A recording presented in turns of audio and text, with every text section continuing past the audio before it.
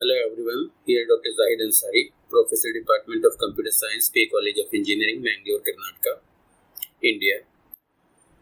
In this video, I am going to discuss how to achieve synchronization in Java multithreading with the help of an example. What is synchronization? When several threads need access to a shared resource, they need some way to ensure that the resource will be used by only one thread at a time. This is called synchronization. Synchronization uses the concept of monitors in Java. Only one thread can enter a monitor at any one time. Other threads have to wait until the thread exits from the monitor. Java implements synchronization in two ways: through the synchronized method and through the synchronized statement. We'll take example of each. Okay. So first, we consider an example without synchronization. Okay. Let's say we first write a class whose object we want to share by various threads. Name of our class is call me. What this class does? It provides us a method call which takes a parameter of type string message, and inside this it prints the message inside the square brackets. What it does is it first prints the opening square bracket, then it prints the message, and after that, before printing the closing square bracket, it makes the thread sleep for 1000 milliseconds, that is 1 second. Okay, so the call method, it takes a string message and it prints the message inside the square brackets, but in between it makes the thread sleep for 1 second. Okay, so this is the class whose object we want to be shared by various threads. Okay. Now let's see the thread class. So we define the caller thread class. The name is caller, which implements runnable. Our caller thread class, it has three data members. One is the call me object reference. The class call me, what we defined in the previous slide. Its object reference, we call it target. It has another data member message, the message to be printed by calling the call method on the target, and a thread, Java thread class reference T, okay, to create the thread. In the constructor of this caller thread, it takes two parameters. One is the call me object reference tag and other is a string s. Tag we are using to initialize the target so that we set a call me object over there, right? Then the string s is used to initialize the message.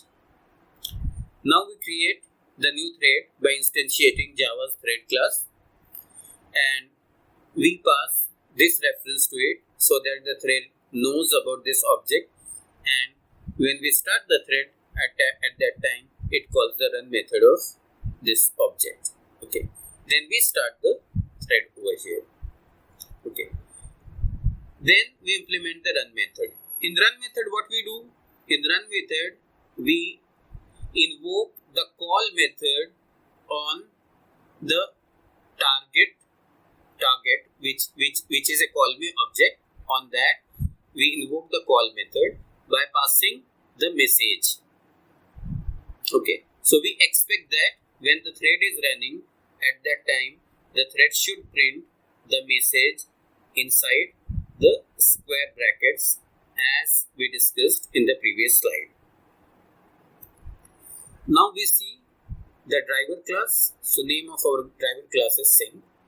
In this we define the main method Here we create an instance of a call me object. So we create a new instance, call me instance target, by using the new operator, new call me. So a call me object is created that we assign to target. After that, we create 3 caller threads, OB1, OB2, OB3, by invoking the constructor. Okay.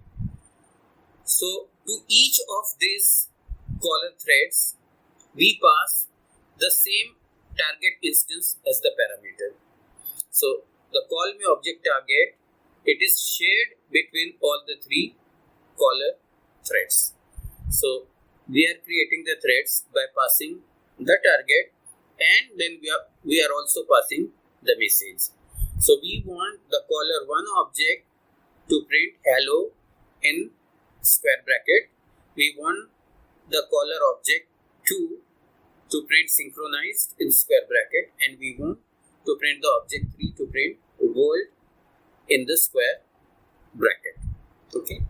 So once we create the instance, once we create these caller objects, all these caller object, all these caller threads, they are running. Okay, and simultaneously they are trying to print hello, synchronized, and world. Okay. The main thread, after creating the caller thread, it waits for these caller threads to finish by calling the method join on them. Okay. So main thread waits till these threads they finish. Okay. Now we'll execute this and see what is the output. Make a note that we did not do any synchronization over here. All the threads, they are running independently, right? Every thread, it is trying to print its message, and while printing the message, it is also sleeping for 1 second in between. Okay, so we go to NetBeans, and here the same code is there, where we have defined the call me class, we have defined the caller thread class, and we have defined the driver sync class, what we have discussed just now. Okay, so let me run it. So I am running this. See what happened. See, without synchronization, see the output is something like this. The first thread started printing hello. So it started its opening bracket, then it printed hello. After that, this thread it slept for 1 second, right? So since no synchronization was there, the another thread then started executing the call method on the same object. So it printed the opening bracket and synchronized, then it slept. Then the third thread started, right?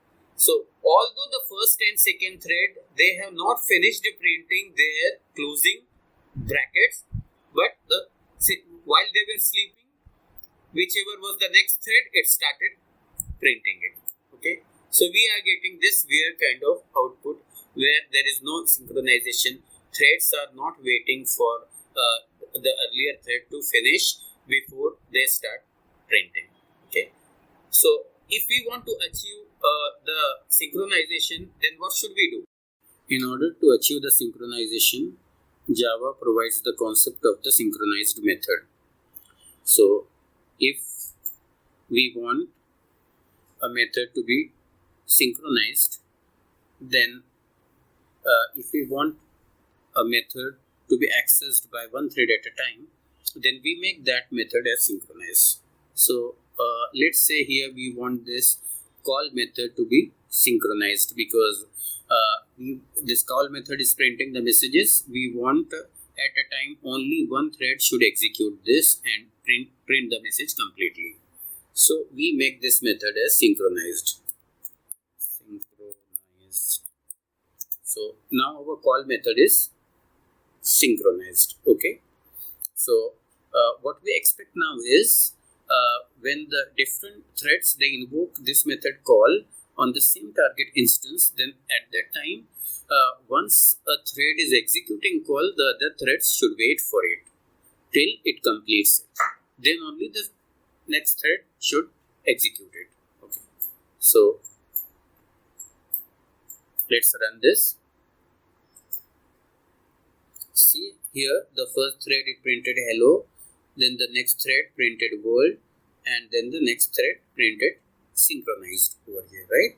So while one thread was executing it, even though the first thread slept in between, but the other threads they waited till that thread completed. Okay. So in this case, thread 1 executed first hello, then thread 3 it executed world, then thread 2 it executed the synchronized over here.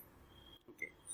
Now, but sometimes the problem is this, that the object which we are sharing, that object is not, its code is not available. Let's say that class is some provided by some third party and we want to share that object. Then in that case, we cannot modify it. So what should we do in such cases? So let's say our method call is not synchronized. So it's not a synchronized method. Then in that case, Java provides another approach that is called synchronized statement or synchronized block. So what we'll do is, where we call this method, at that time we declare a synchronized block. So here we'll be declaring synchronized block, and in this basically we want to synchronize the target. So we'll synchronize target over here.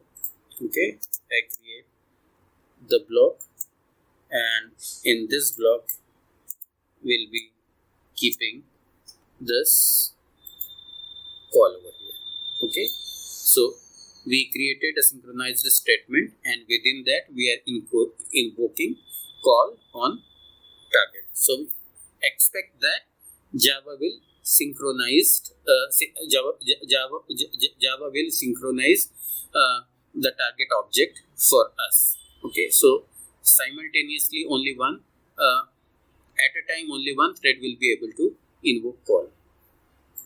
Let's run it. So if we run, see the synchronization is achieved, right? Only one thread at a time is executing. So these were the two methods through which we were achieving the synchronization. One was using the synchronized method, and the second was using the synchronized statement. Okay, this finishes our demonstration.